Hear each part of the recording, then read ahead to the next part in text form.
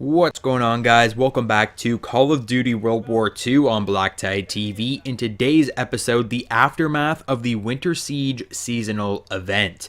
So we've had this holiday event from early December until just the other day, January 2nd, here in Call of Duty World War II.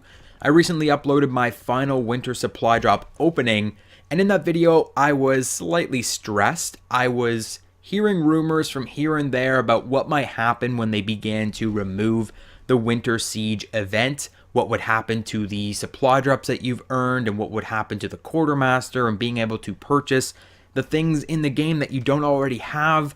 And I was freaking out, especially when I started my supply drop opening and immediately got a message telling me that the game would now be updated and I wouldn't be able to use online features. I'm like, but luckily, I was able to stay in the same headquarters and finish my supply drop opening. The second I went to find a game, it kicked me out and it made me update the game. But there's a lot of kind of controversy around this update. There was a fairly large update file, at least on PlayStation 4. I'm not sure about the Xbox PC update files. But on PlayStation 4, that update file was 2 gigabytes.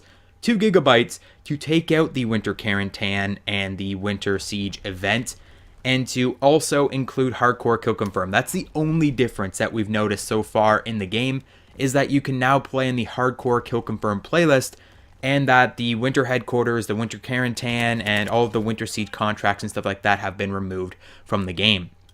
So I wanted to talk about this update and possible future kind of events and just what is happening now that the Winter Siege event is over.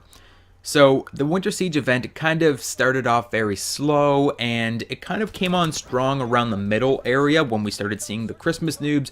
We were able to get our contracts done. We were able to unlock some of these weapons, which, by the way, the weapon contracts, the special orders to unlock those new weapons, they are still in the orders menu. If you go and see Major Howard in the headquarters and you don't have any of your weapons, do not fret. As of right now, as of this moment that I'm recording this video, I'm looking at the headquarters at Major Howard, and you can buy those weapon contracts, and you can still finish your 50 multiplayer matches, 30 multiplayer matches, whatever have you, to unlock the weapons that you might have missed. So maybe you can't get the better ones from the supply drops. It'll be a lot harder to get the ones from the supply drops anyways, but you can still complete these special orders and get your weapons. Now, I'm not sure how long that's going to last, probably until there's new weapons added, which could have been part of this update. Honestly, 2 gigabytes, and to not show anything for that, to not patch any weapons, to not change anything around.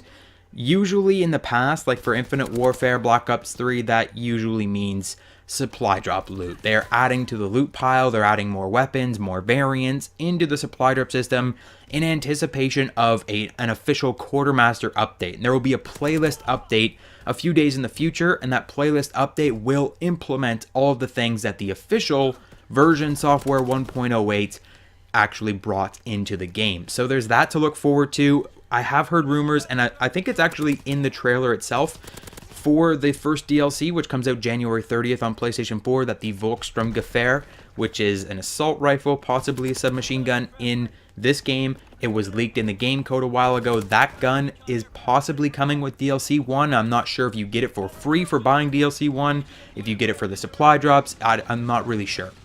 But that could be one of the weapons that they added in just now. I really feel like they're going to start adding in weapons just in general, and instead of just putting them with the seasonal events. We can definitely assume that there will be more seasonal events. I think they even said as much on like the Sledgehammer official Twitter. If they're following the same kind of theme as Call of Duty Modern Warfare Remastered, there will be a winter event, which we've just had. There will be a spring event, and that spring event will take place around St. Patrick's Day. In Modern Warfare Remastered, we had a very St. Patrick's Day-ish spring event. We will have a summer event, a Days of Summer event. Infinite Warfare and Modern Warfare Remastered both had a summer event. And then we will maybe have a fall event. We didn't get a fall event for Modern Warfare Remastered, which was unfortunate. I don't think we got one for Infinite Warfare either, but at that point, that game had kind of fizzled off. I'm assuming that there's going to be multiple seasonal events, and hopefully they kind of wedge some other little like weekend-long events in there. It'd be cool to have like a Valentine's Day thing, or I don't know what they could do, but I would really love to see more seasonal stuff, more holiday stuff in the future in this game. Now, as for the winter items themselves, you can still get winter items in this game. even if you don't have winter supply drops. You can finish your contracts if you're still holding on to those. You can finish those, collect your winter bribes, your winter supply drops, and you can still open those and get those items.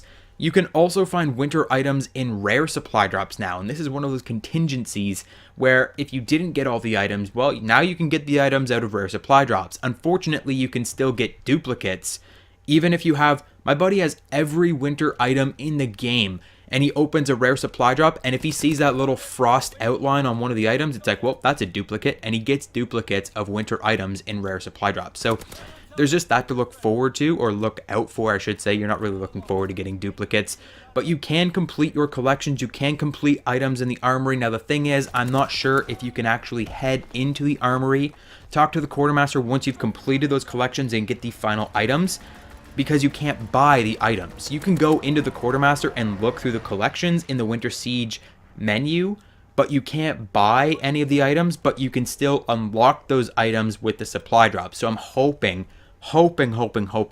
that if you find all of the items in a collection, you can go into that collection and click on it, and it will just give you the item, because that's how it works for the regular variants, the original Operation Hammerhead, or whatever the hell it's called, the base weapons. That's how it works. If you collect them all without buying anything, you just click on it and they give you the weapon. So hopefully that's how the Winter Siege variants work as well.